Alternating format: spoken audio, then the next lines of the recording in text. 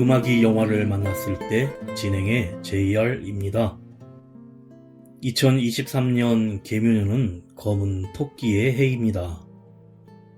설 명절을 지내며 토끼는 어떤 동물일지 궁금한데요. 토끼는 동물의 왕인 호랑이와도 잘 어울리고 느림보 거북이와도 친구인 만큼 꾀와 담대함을 갖췄습니다. 우리 조상들은 토끼를 지혜가 많은 동물로 생각했는데 실제 지능은 50 정도로 호랑이보다 높고 성격이 온순하고 귀여운 외모 때문에 캐릭터 동물로도 사랑받고 있습니다.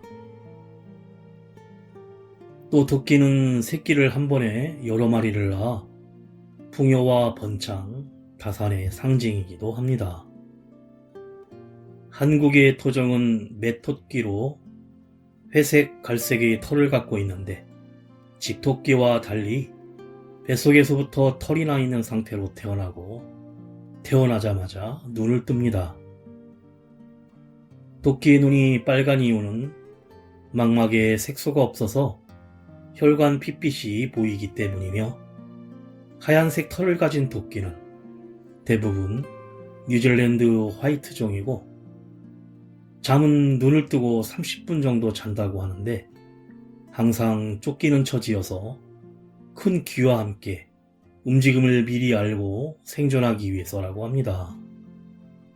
한편 국토지리정보원에 따르면 전국의 토끼와 관련된 지명은 158개 정도로 토끼봉, 토끼골, 토끼섬, 별지부마을, 묘샘 등이 있으며 용인 에버랜드는 정문 지역에 높이 15m의 크기의 초대형 토끼 조형물 레빅을 설치했고 부산 해운대 해수욕장과 서울 마포 월드컵공원에 토끼 조형물을 설치하는 등 많은 지역에서 2023년 토끼해의 풍요와 번영을 기원하고 있답니다.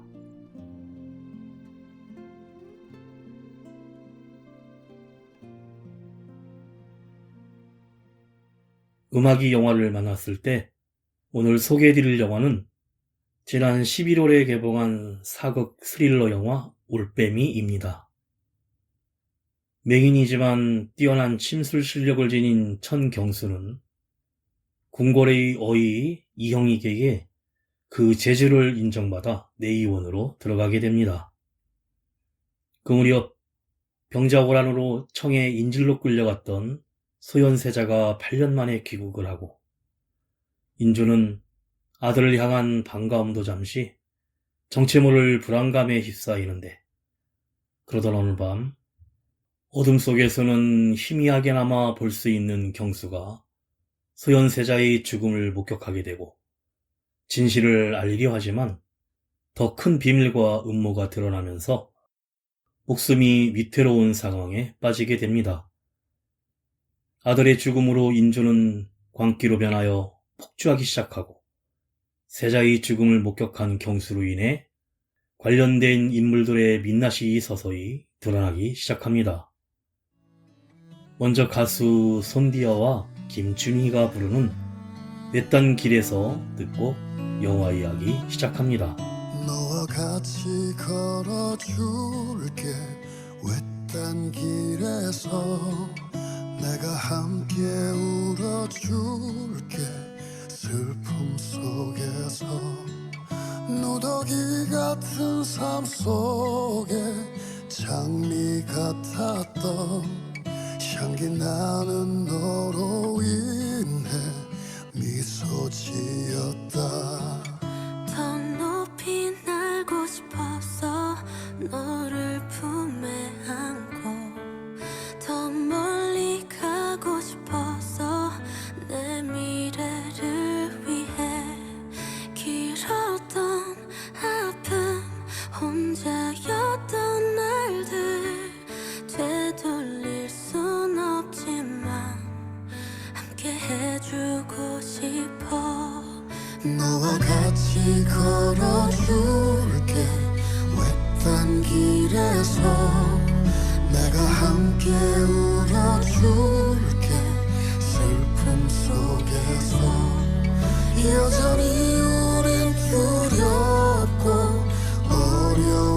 있지만 너의 눈에 감춰있는 보물을 봤다. 계절은 또 돌고 돌아 온 땅을 녹이고 미랄은 흙 속에 묻혀 열매를 맺겠지. 길었던 슬픔 움츠렸던 날들 헤아릴 순 없지만 안아주고 싶었어. 너와 같이 걸어줄게. 외딴 길에서 내가 함께 울어줄게. 슬픔 속에서 무더기 같은 삶 속에 장미 같았던 향기 나는 너로 인해 미소 지었다. 지난 시간 걸어왔던 발자국 언젠가 뒤돌아봤을 때 너의 뒤를 끝까지 지키며 걸었던 내가 있었던 걸. 너와 같이 걸어줄게. 외딴 길에서 내가 함께 울어줄게. 슬픔 속에서 세상을 여전히 아프게 하고 미소 놓지 않고 있는 나를 잊지 마. 내가 함께 울어줄게. 슬픔 속에서 너와 같이 걸어줄게. 외딴 길에서. 세자는 본국에 돌아온 지 얼마 안 되어 병을 얻고 수일 만에 죽었는데 이목구비의 7구멍에서는 모두 선혈이 흘러나오므로 마치 약물에 중독되어 죽은 사람과 같았다. 인조실로 23년 6월 27일이란 자막과 함께 영화가 시작됩니다. 주인공 천경수가 새 손을 얻고 대전으로 급히 달려가다 해가 뜨는 모습을 보며 멈추는 장면이 페이드아웃되며 시간이 거슬러 올라 침술원에서 조수로 일하는 맹인 천경수는 왕실 어의인 이영익이 직접 내의원에 들어갈 의원을 스카우트하는 시험에 응시하는데 일종의 블라인드 테스트로 환자를 대면하지 않고 발목에 묶은 실을 통해 진맥하는 것이었고 다른 의원들이 남자 환자에게 태기가 있다거나 오늘을 넘기기 어렵겠다, 자신이 쓰던 실이 아니라 어렵다는 등 엉터리 진료만을 하자 이영익은 그만 한숨만 자아냅니다. 결국 포기하고 돌아가려던 찰나에 맹인 천경수가 고도로 발달한 청각을 이용하여 불규칙적인 발소리와 가쁜 숨소리를 통해 중풍 환자임을 단박에 알아내고 더욱이 처음부터 실로 진맥을 하고 처방을 내린 것 자체가 말이 안 된다는 소신 발언에 이어 환자에게 침을 놓아 마비됐던 발의 감각을 되살리자 이에 만족한 이영익은 천경수를 내의원으로 발탁합니다. 그런데 경수에겐 심장병을 앓는 어린 남동생 경재가 있었고 이미 많은 약값이 밀려 있어 형편이 좋지 않았기에 경술은 어린 동생을 남겨두고 의원이 되어 돈을 벌어 오겠다는 다짐으로 내의원에 들어갑니다. 내의원의 안내를 맡은 선배 의원인 만식과 친해지며 도움을 받는데 만식은 경수에게 이곳에선 봐서도 못 본 척, 알아도 모른 척, 그저 지시에 네라고 해야 한다며 생존법을 알려줍니다. 경수는 실수로 떨어져 굴러가던 독약병을 주었다가 어린 선배 의원에게 혼이 나는데 내 의원이 사람을 죽이는 사약도 맞는다는 사실을 알게 됩니다. 가수 박기영이 부릅니다. 그대 때문에. 사랑해서 떠난다는 그대 거짓말이라도 믿어볼게요. 이 계절이 지나 바람 불어오면 잊혀질까요? 서러운 마음 처음부터 그대라는 사람 내겐 전부였죠. 세상이었죠. 한참 동안 꿈꾸며 난 행복했는데 그대 마음 나와 같지 않았나 봐요. 사랑이란 게 다 이런가요? 그 아픔을 몰랐어요. 난 왜 이리 미치도록 나를 바보로 만들죠. 그대 때문에 처음부터 만나선 안 됐죠. 그대 사랑하지 말 걸 그랬죠. 한참 동안 꿈꾸며 난 행복했는데 그대 마음 나와 같지 않았나 봐요. 사랑이란 게 다 이런가요? 그 아픔을 몰랐어요. 나 왜 이리 미치도록 나는 바보 같죠. 그대 때문에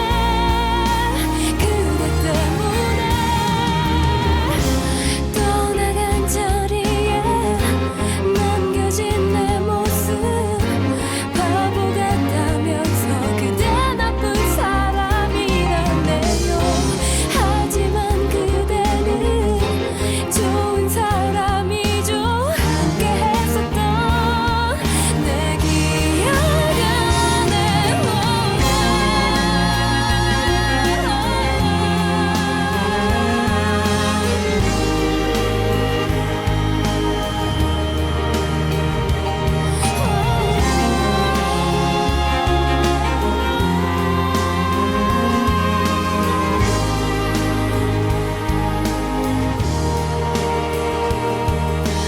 영원히 내 곁에 있겠다고 약속하지 말았어야죠.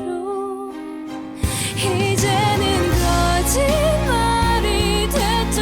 잊어야 해.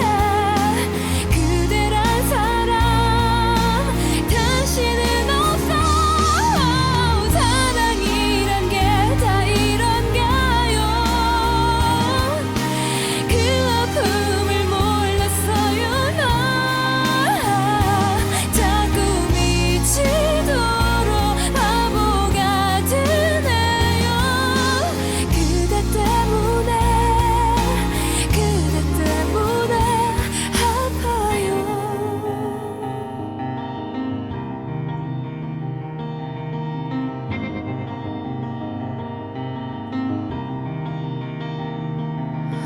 이 계절이 지나 바람 불어오면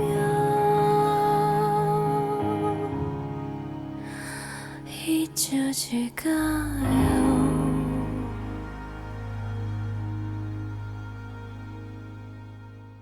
밤샘 당직을 서는 날 만식이 등불을 모두 끄고 나가자 경수의 눈에 동공이 열리더니 앞이 보이는 사람처럼 자유롭게 책을 보기 시작하는데 사실 그는 밝은 곳에서만 맹인이었고 어두운 곳에서는 앞이 살짝 보이는 주맹증 환자였습니다.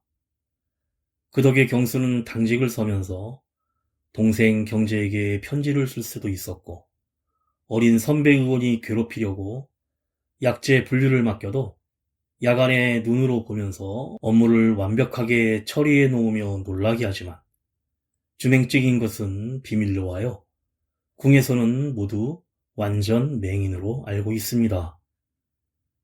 얼마 후 병자호란 때 청나라에 볼모로 잡혀간 소현세자와 강빈이 8년 만에 귀국한다는 소식이 전해지고 뒤이어 경수는 이영익의 지시로 소용 조씨에게 침을 놓는데 맹인인지라 자연스럽게 상의를 모두 탈의하고 침을 맞습니다. 경수는 돌아가다 담장 옆에서 소변을 실수해 바지를 말리고 있던 원선과 마주치지만 찾아다니던 궁녀들에게 소경이라 보지 못했다고 하여 원선을 숨겨주는데 원선은 자기처럼 부모의 얼굴을 한 번도 본 적 없다는 경수와 서로 동질감을 느낍니다. 드디어 소현세자가 백성들의 환호를 받으며 청나라 사신과 함께 궁궐에 당도했지만 인조는 아프다는 핑계로 나가지 않고 들떠있던 원소는 권례 분위기가 아버지 소현세자를 환영하는 인파가 없이 썰렁하자 당황합니다. 그러자 영의정 최대감이 여러 대신들과 함께 인조의 처소로 찾아가 단체의 사직을 언급하며 세자와 사신을 맞이할 것을 강하게 추청하여 결국 인조는 밖으로 나와 소현세자를 맞이하는데 그간 고생이 많았다 다독여주고 원선도 꿈에 그리던 아버지와 어머니를 보며 눈물에 상봉을 합니다. 그런데 뒤이어 말을 타고 나타난 청나라 사신이 황제의 칙서를 읽는데 소현세자에게 통역하라고 명령합니다. 소현세자는 아버지 인조가 무릎을 꿇고 있는 상황에 감히 일어서서 통역할 수 없다고 거절하지만 청나라 사신이 직서를 안 받겠다면 황제에게 보고하겠다고 돌아가려 하자 소현세자는 어쩔 수 없이 통역을 시작합니다. 만주어를 통역한 황제의 칙서 내용은 인조를 폐위시킬 수도 있지만 소현세자를 봐서 특별히 용서하며 여차하면 네 아들을 왕으로 올릴 수 있다는 내용이었습니다. 이런 말을 전해야 하는 소현세자의 심정은 참담하였고 한편으로 인조는 현기증까지 일으키며 굴욕을 느낍니다. 가수 임한별이 부릅니다. 이별할 이유가 너무 아파.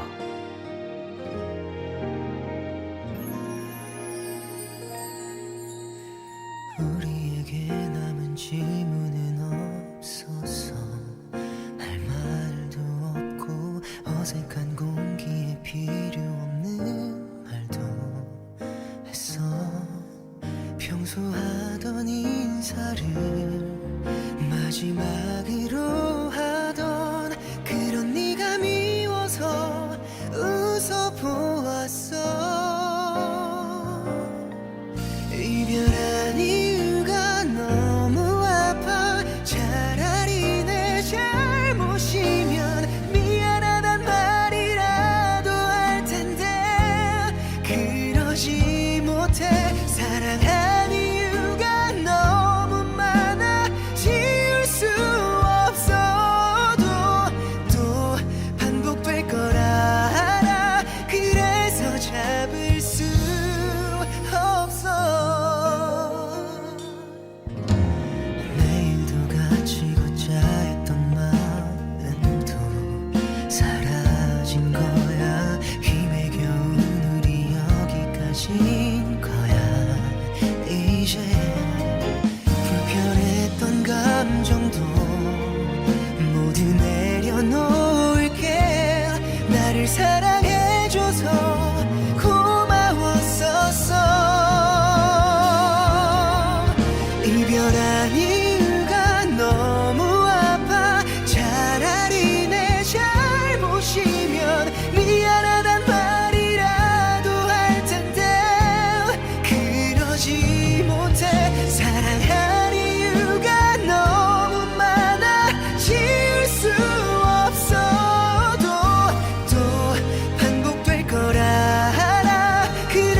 잡을 수 없어. 혹시나 또 우리가 만나게 될 것 같으면 그냥 지나쳐 줄래. 너만 괜찮다면.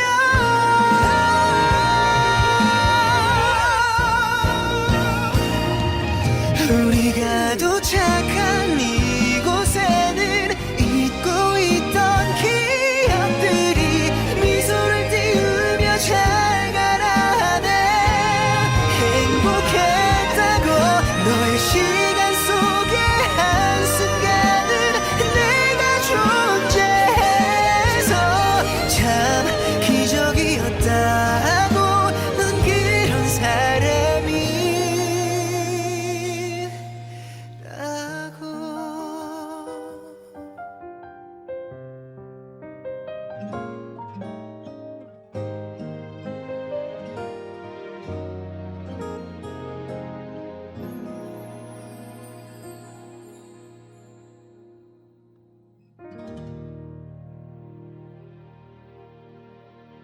영의정 최대감은 소현세자를 만나 이제 쇠약해진 조선은 청을 통해 신문물을 받아들이는 게 살 길이라면서 세자의 역할을 요청하지만 소현세자는 정치는 인조께서 하시는 것이라며 선을 긋자 최대감은 언제라도 그럴 수 있게 준비를 하라는 의미라고 둘러댑니다.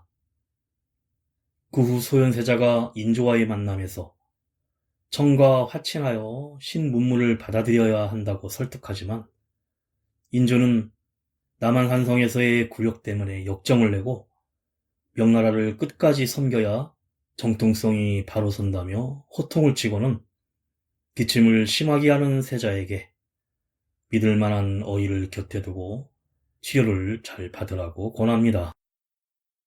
얼마 후 경수가 당직을 서는 날 소현세자의 상궁이 찾아와 급히 어의를 찾지만 이미 퇴거해 혼자 찾아간 경수는 적절한 진단과 정확한 침술 실력을 발휘하여 세자의 증상이 바로 완화되자 맹인의 실력을 칭찬하며 세자가 이야기를 나누는데 순간 촛불이 꺼져 방이 암실이 되며 경수가 앞이 보이게 되어 소현세자가 책상 위에 옮겨놨던 침통을 보이는 것처럼 바로 짚자 세자는 놀라며 앞이 보인다는 사실을 알게 되어 묻지만 늘 숨겨야 한다는 것에 익숙한 천경수는 보이지 않는다고 거짓말을 하자 이에 실망한 소현세자는 이만 나가라고 쌀쌀맞게 대합니다.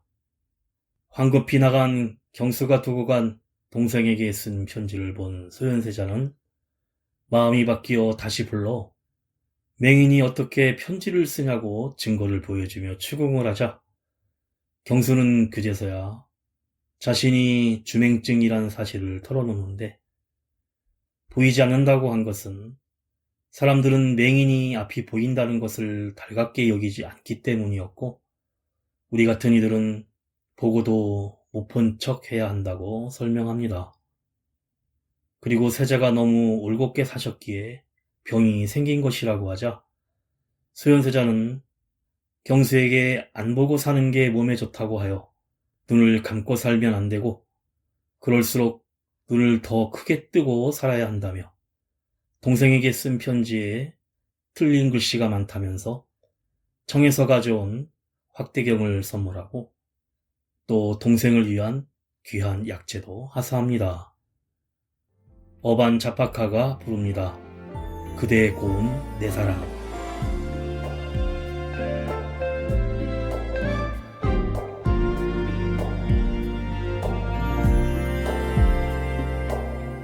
세상에 지쳐가던 내게 그대는 다가와 가물어 갈라진 가슴에 단비를 주었죠. 잊었던 희망의 노래가 새록새록 솟고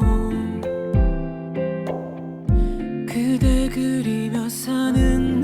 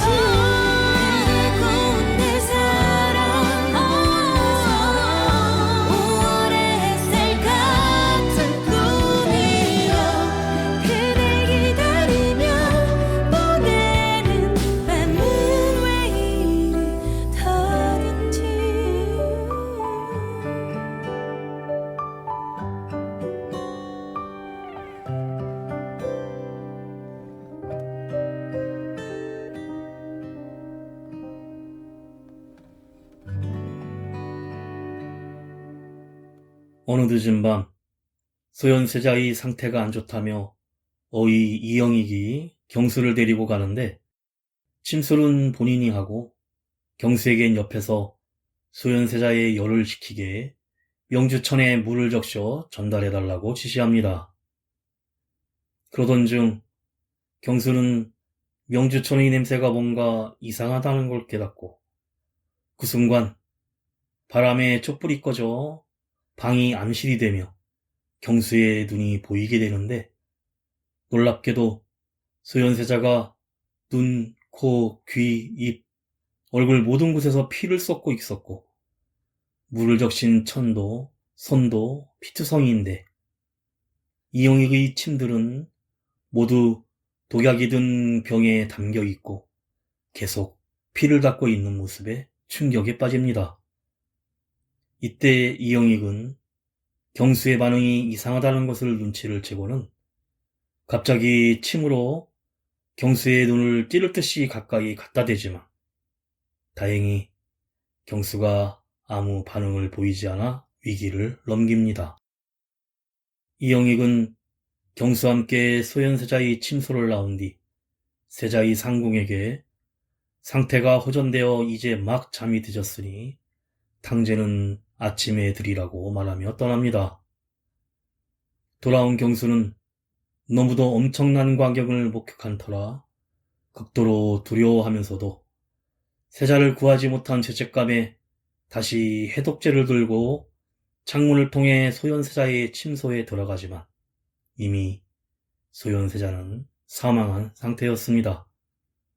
이때 이영익은 피 묻은 수건을 불에 태우고 마지막으로 자신이 쓴 독침도 버리려고 하다 침이 하나 모자란다는 걸 발견하는데 세자의 정수리에 놨던 침을 미처 회수하지 못한 것으로 세자를 살펴보던 경수가 그 침을 발견해 증거물로 가져갔고 황당한 이영익이 뒤늦게 세자의 상태를 살피겠다는 핑계로 침소로 다시 들어오자 경수가 급히 창문을 통해 도망 나가다가 가구의 경첩에 허벅지를 깊게 긁혀 상처를 입고 맙니다. 눈치를 챈 이영익은 소리를 지르며 소란을 일으키며 궁궐이 발칵 뒤집히고 누군지 모를 범인이 창문으로 나갔고 독살범이라고 수배가 내려집니다. 결국 이영익의 의도대로라면 밤중에 병사로 조용히 처리됐어야 할 사안이 크게 번지게 되었고 세자의 사망 소식을 들은 인조는 크게 슬퍼하며 독살범을 찾아 사지를 찢어 죽이겠다면서 가구 경첩의 핏자국을 토대로 본래 몸에 난 상처가 있는 자를 찾게 하라는 어명을 내립니다. 가수 소유와 정기고가 부릅니다. 썸. 가끔씩 나도 모르게 짜증이 나 너를 향한 마음은 변하지 않았는데 혹시 내가 이상한 걸까 혼자 힘들게 지내고 있었어 텅 빈 방 혼자 멍하니 뒤척이다 TV에는 어제 본 것 같은 드라마 잠이 들 때까지 한 번 더 울리지 않는 핸드폰을 들고 요즘 따라 내 거인데 내 거 아닌 내 거 같은 너 네 거인데 네 거 아닌 네 거 같은 나 이게 무슨 사이인 건지 사실 헷갈려 무뚝뚝하게 굴지만 연인인 듯 연인 아닌 연인 같은 너 나만 볼 듯 애매하게 날 대하는 너 때론 친구 같다는 말이 괜히 요즘 나 듣기 싫어졌어 매일 아침 너의 문자에 눈을 뜨고 하루 끝엔 네 목소리에 잠들고파 주말엔 많은 사람 속에서 보란듯이 널 끌어안고 싶어 요즘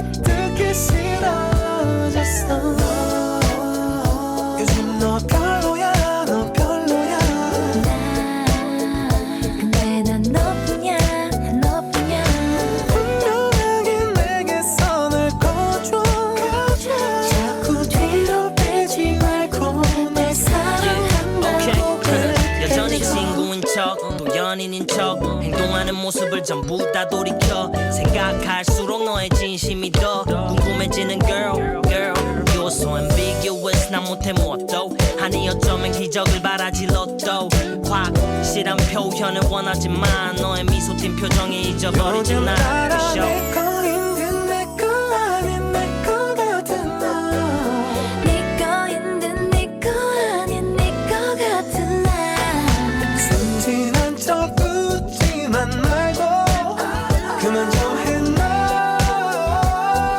솔직하게 좀 물어봐 네 맘속에 날 놔두고 한눈 팔지마 너야말로 다 알면서 단정 뛰지 마 피곤하게 힘 빼지 말고 어서 말해줘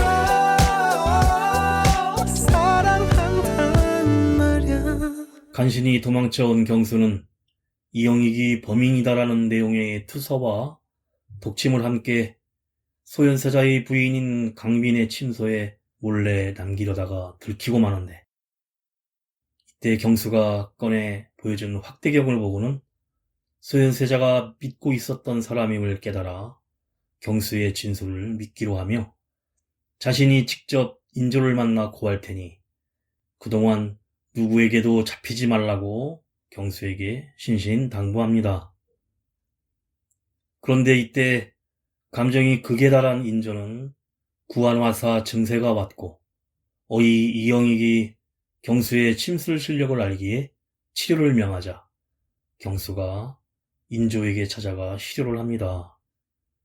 이때 강빈이 인조를 찾아와 투서를 꺼내면서 이 침 바늘이 이영익이 미처 회수하지 못한 증거라고 고하는데 인조는 혼잣말로 칠칠치 못한 놈이라고 하며 강빈에게 그럼 투서를 보낸 자가 누구인지 캐묻습니다. 그 순간 경수는 강빈이 고하는 중에 인조의 몸이 이상하게 떨리는 것을 감지하고는 무언가 잘못됐음을 깨닫고 갑자기 자기가 나서며 이영익이 세자에게 침을 놓을 때 함께 있었고 그는 범인이 아니라고 두둔하면서 강빈의 입을 막습니다.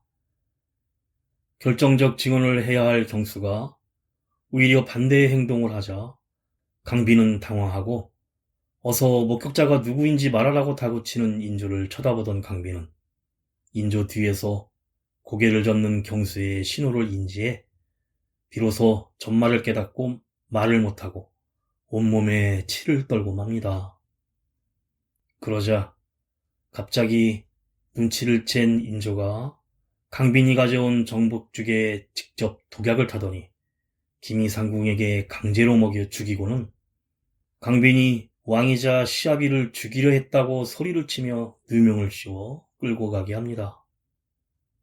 장면이 전환되며 인조와 소영조 씨가 이영익에게 일 하나 똑바로 못하냐면서 다그치는데 진실은 이영익에게 소현세자 암살을 지시한 사람은 바로 인조 본인이었고 목격자를 알아내 제거하기 위함이었으며 인조는 이영익에게 그동안 암살 지시 편지를 제대로 태웠냐면서 혹시 몰래 남겨 훗날 보험으로 사용하려는 거 아니냐고 다그치자 이영익은 당연히 태웠다고 대답하자 배신하면 너와 네 가족을 모두 죽여버릴 것이라며 광적인 모습을 보입니다.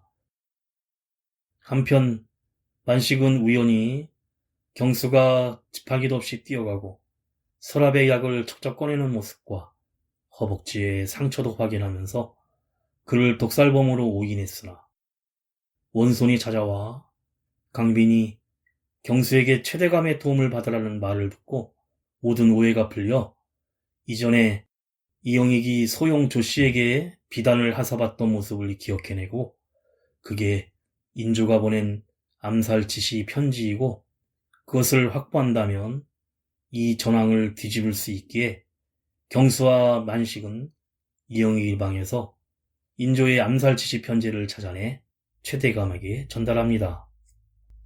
하지만 그것은 인조의 필체가 아니었고 증거가 될 수 없었는데 이때 원손이 이건 할아버지가 왼손으로 쓴 글씨체라는 걸 알아내고 최대감은 인조가 왼손으로 쓴 공식 문서가 있어야 증명이 가능하다고 합니다.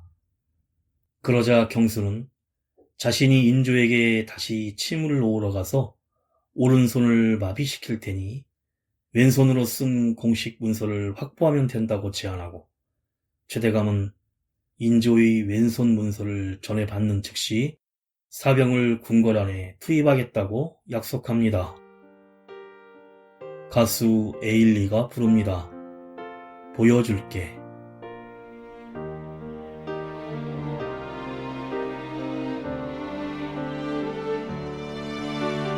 내가 사준 옷을 걸치고 내가 사준 향수를 뿌리고 지금쯤 넌 그녀를 만나 또 웃고 있겠지. 그렇게 좋았던 거니 날 버리고 떠날 만큼 얼마나 더 어떻게 더 잘해야 한 거니. 너를 아무리 지울래도 함께한 날이 얼마인데 지난 시간이 억울해서 자꾸 눈물이 흐르지만 보여줄게 완전히 달라진 나. 보여줄게 훨씬 더 예뻐진 나. 바보처럼 사랑 때문에 떠난 너 때문에 울지 않을래. 더 멋진 남자를 만나 꼭 보여줄게 너보다 행복한 날. 나 없이도 슬프지 않아 무너지지 않아. Boy you gotta be aware. 라라라라라. 산뜻하게 머리를 바꾸고 정성 들여 화장도 하고 하이힐에 짧은 치마 모두 날 돌아봐. 우연히라도 널 만나면 눈이 부시게 웃어주면 놀란 네 모습 필요한 채 또각또각 걸어가려 해. 보여줄게 완전히 달라진 나. 보여줄게 훨씬 더 예뻐진 나. 바보처럼 사랑 때문에 떠난 너 때문에 울지 않을래. 더 멋진 남자를 만나 꼭 보여줄게 너보다 행복한 날. 나 없이도 슬프지 않아 무너지지 않아. Boy you gotta be aware. 네가 줬던 반지를 버리고 네가 썼던 편지 지우고 미련 없이 후회 없이 잊어줄 거야. 너를 잊을래. 너를 지울래. 보여줄게 완전히 달라진 나. 보여줄게 훨씬 더 예뻐진 나.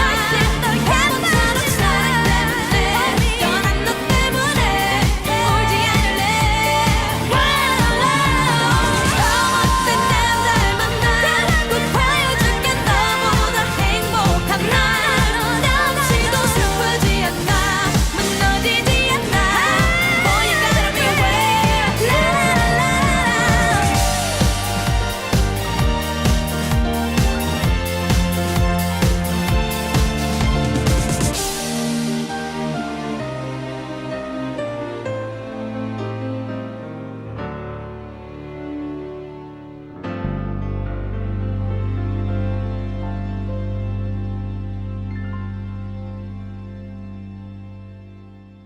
경수는 인조를 찾아가 서둘러 침을 놓지 않으면 전신마비가 올 위험이 있어 어의 이영익이 보냈다고 거짓말을 하여 침을 놓기 시작하는데 최대감은 계획대로 우승지를 보내 인조에게 제문을 쓰게 유도하고 인조가 붓을 두는 순간 경수가 침으로 오른손을 마비시킵니다.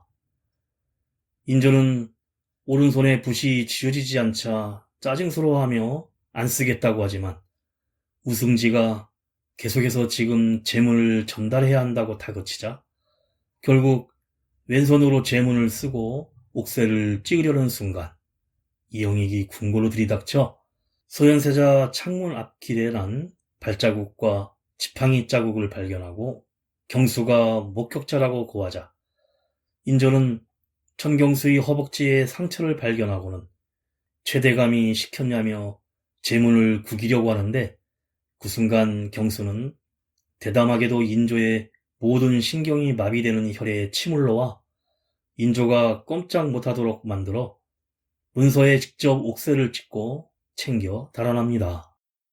심한 경비 속에 별감 옷으로 변장해 무사히 경비를 뚫고 최대감에게 문서를 전달하자 최대감은 옥새가 찍힌 문서의 필체와 이영익에게 보낸 밀서가 서로 일치함을 확인 후 궁궐을 나갈 수 있는 통행표를 경수에게 주어 밖으로 빠져나가는데 문지기들의 대화에서 원손이 아파 이영익이 치료하러 갔다는 말을 듣고 불길한 예감에 경수는 다시 궁궐 안으로 달려갑니다.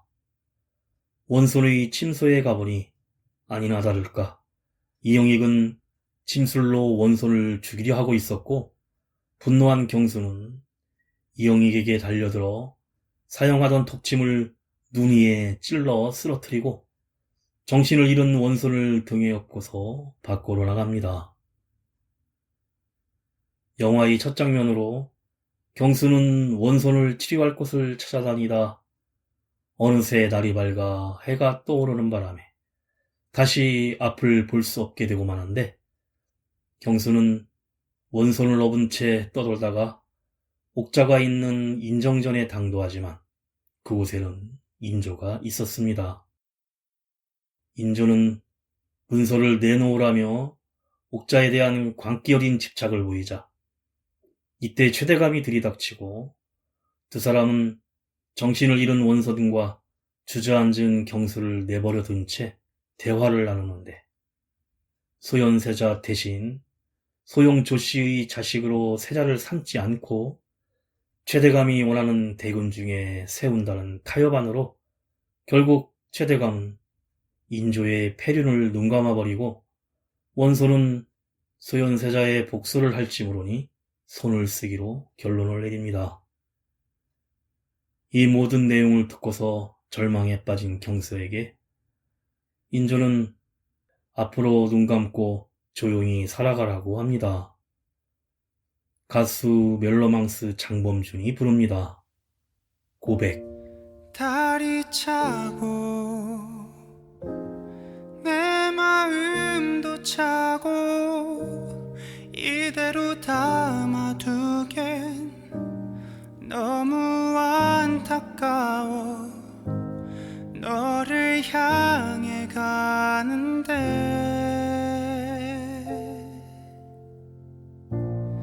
다른 내게 오라 손짓하고 귀 속에 얘기를 하네 지금 이 순간이 바로 그 순간이야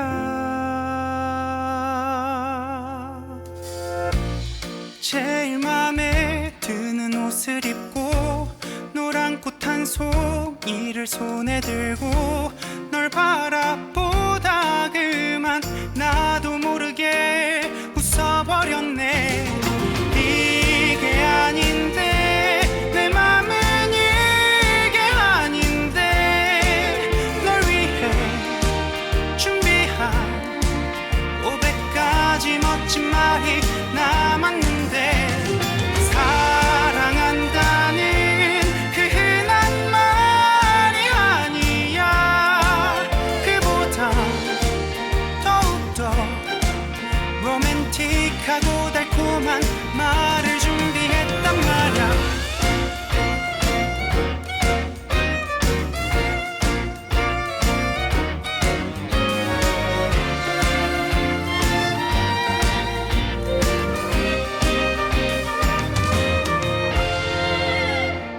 숨이 차고 밤 공기도 차고 두 눈을 감아야만 네 모습이 보여 걸을 수가 없는데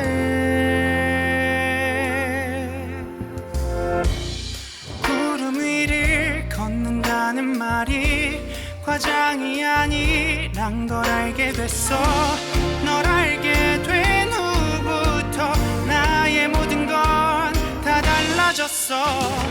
이게 아닌데 내 맘은 이게 아닌데 널 위해 준비한 500가지 멋진 말이 남았는데 사랑한다는 그 흔한 말이 아니야.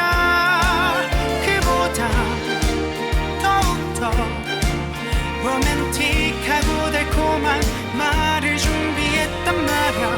날 봐줘요, 내 말을 들어봐줘요.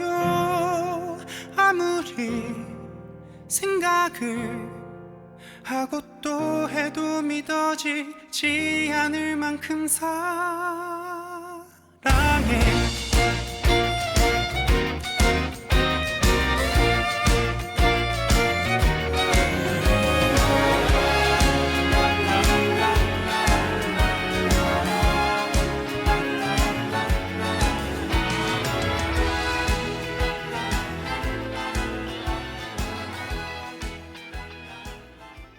밖에 모인 대신들과 궁녀와 사병, 내시 등 많은 사람들 앞에서 최대감이 독살자는 없다고 선언하고 인조가 정전의 중앙에 서서 소현세자는 학질로 병사했다고 소리칩니다. 끝내 세자의 원통함을 밝히지 못한 경수는 밖으로 나와 얼이 빠진 모습으로 사람들에게 제가 보았습니다. 제가 세자제와께서 독살당한 걸 봤습니다. 주상이 이영익을 시켜 세자 저하를 독살했고 그 증좌를 지금 최대감이 갖고 있습니다. 어떻게 아버지가 아들을 죽일 수 있습니까? 라며 점점 목소리를 키워 소리를 지르자 화가 난 인조가 검을 빼들고 저 소경이 자신을 능멸한다며 죽이라고 발악하지만 경수가 제가 보았습니다라는 말을 반복하자 인조는 혼자 넘어져 이마에 피가 흐르는데 사람들은 인조를 싸늘하게 쳐다만 봅니다. 이미 사람들은 무엇이 진실인지 파악한 상태였고 인조의 패륜에 왕의 권위는 바닥에 떨어져 아무도 어명을 듣지 않고 있습니다. 얼마 후 강비는 누구의 도움도 받지 못한 채 사약을 받아 죽고 일족은 멸문지화를 당했으며 원손 석철 또한 제주도로 유배되어 쓸쓸히 죽었다는 자막이 흐릅니다. 한편 맹인 천경수도 마찬가지로 참수될 상황이었지만 집행하려던 내금위가 옥에서 칼을 내리더니 내금위장에게 우리 모두가 보지 않았습니까? 라고 하자 그 자리에 있던 다른 내금위들도 말없이 고개를 떨구고 결국 합심하여 몰래 경수를 살려줍니다.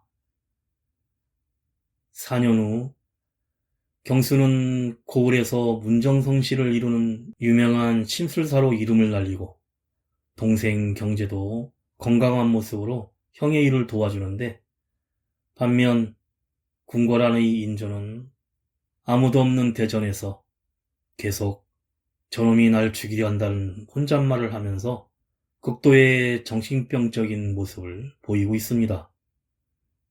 그러던 중 유명세를 날리고 있던 경수는 인조의 병을 치료하기 위해 궁으로 불려가게 되는데 경수의 얼굴을 알아보자마자 인조는 이놈이 날 죽이려고 한다고 외치지만 원래 평소 하던 말이라서 내시들은 대수롭지 않게 여기고 병으로 몸도 움직일 수 없는 상태의 인조는 그렇게 경수의 침을 그냥 받았고 무엇이 보이십니까? 라고 묻자 인조는 정신이 혼미해지면서 시야가 어두워집니다.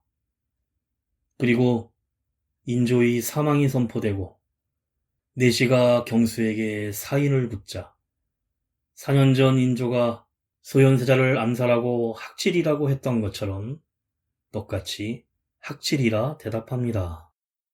이렇게 굳은 표정으로 당당하게 궁을 걸어나서는 천경수의 얼굴을 보여주며 영화가 끝이 납니다.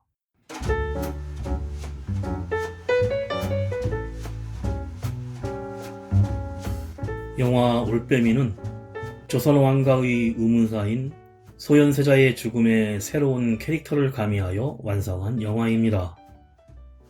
인조실록에 기록된 역사적 미스터리에서 출발하여 낮에는 아무것도 보지 못하고 밤에만 희미하게 볼 수 있는 맹인 침술사라는 신선한 설정을 결합해 색다른 재미를 안기고 있습니다. 실제 역사와 가상의 인물이 결합된 이야기.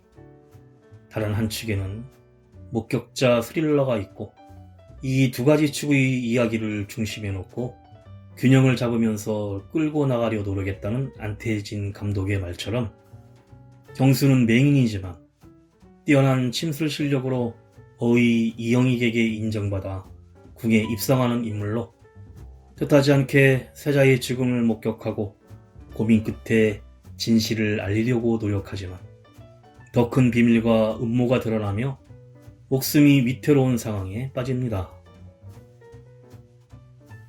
주맹증인 경수의 비밀과 세자의 죽음 이후 광기에 휩싸이는 인조를 비롯한 인물들의 팽팽한 심리 묘사는 강렬한 서스펜스와 긴장감을 자아내고 특히 하룻밤이라는 짧은 시간 안에 주된 이야기가 펼쳐지며 시작부터 끝까지 예측 불가한 스토리를 전개하여 최고의 몰입도를 보여주고 있습니다.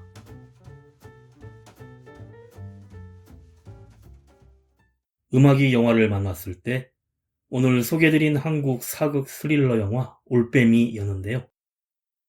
영화는 사회적 약자라고 해서 진실을 외면하며 살아야만 하는가라는 질문을 던지는데 소현세자의 입을 통해 다소 직설적인 대사로 명확하게 드러냅니다. 그리고 후반부에서 밝은 곳에서 보지 못하는 경수가 본 것들을 사람들이 믿어주고 조선에서 가장 높은 위치의 왕 인조가 말하는 것을 사람들이 믿지 않으면서 이 질문에 대한 명확한 답을 보내고 있습니다. 마지막으로 7080 가수 이정선이 부르는 외로운 사람들 들으며 인사드립니다. 지금까지 JR이었습니다. 오늘도 인생을 영화처럼 어쩌면 우리는 외로운 사람들 만나면 행복하여도 헤어지면 다시 혼자 남은 시간이 못 견디게 가슴 저리네. 비라도 내리는 쓸쓸한 밤엔 난 몰래 울기도 하고 누구라도 행여 찾아오지 않을까 마음 설레요. 거리를 거닐고 사람을 만나고 수많은 얘기들을 나누다가 집에 돌아와 혼자 있으면 밀려오는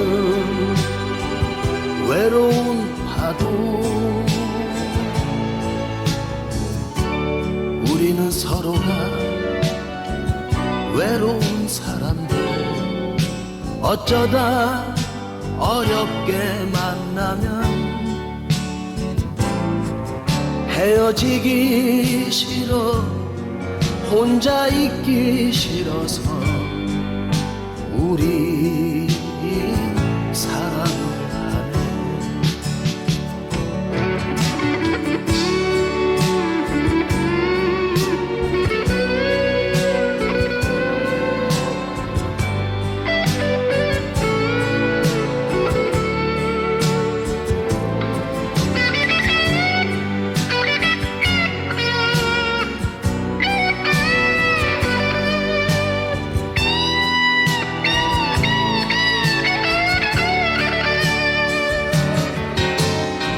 거리를 거닐고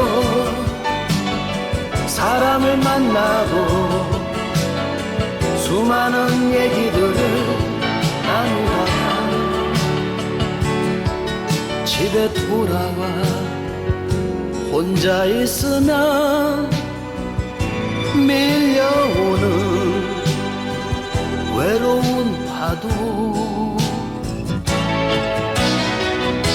우리는 서로가 외로운 사람들 어쩌다 어렵게 만나면 헤어지기 싫어 혼자 있기 싫어서 우리 사랑을 하네. 헤어지기 싫어